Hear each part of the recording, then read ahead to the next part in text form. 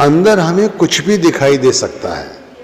सूरज भी दिखाई दे सकता है, सितारे भी दिखाई दे सकते हैं, कोई अन्य प्रकाश भी दिखाई दे सकता है, बहुत सारे नज़ारे दिखाई दे सकते हैं। लेकिन हमें एक बात भूलनी नहीं है, हमें अपनी तवज्जो को पूरी तरह से सुमिरन के साथ ही जोड़ के रखना है। ये नहीं कि जो हमें दिखाई दिया हम उनका पीछा करने लग जाएं। हमें ये सब नहीं करना है। असल में होता यही है कि थोड़ी सी तरक्की मिलती है तो हम आंतरिक तौर पर जो मिला है उसका पीछा करने लग जाते हैं, और यही सबसे बड़ा हमारा कारण है कि हम और आगे नहीं बढ़ पाते। ये तो शुरुआत ही है। हमें उस वक़्त भी गुरु के स्वरूप के साथ ही ध्यान जोड़ के रखना है।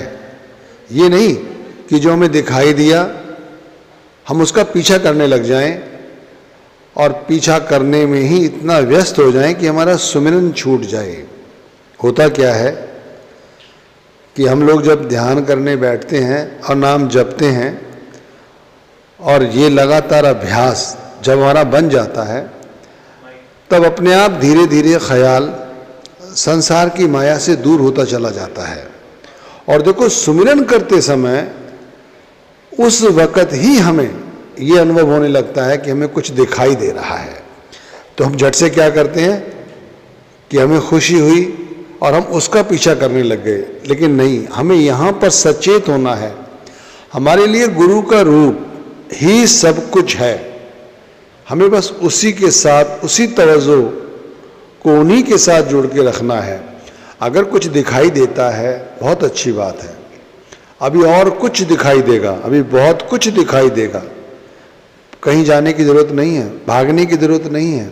मन को अगर आपने तनिक भी हिलाया तो वो बिखर जाएगा और ख्याल धड़ाम से नीचे गिरेगा। ध्यान रखिए, आप उस प्रकाश का पीछा करने लग गए जो हमें दिखाई दिया, तो क्या होगा? वो प्रकाश ये तो है नहीं एक सीधी दिशा में जा रहा है।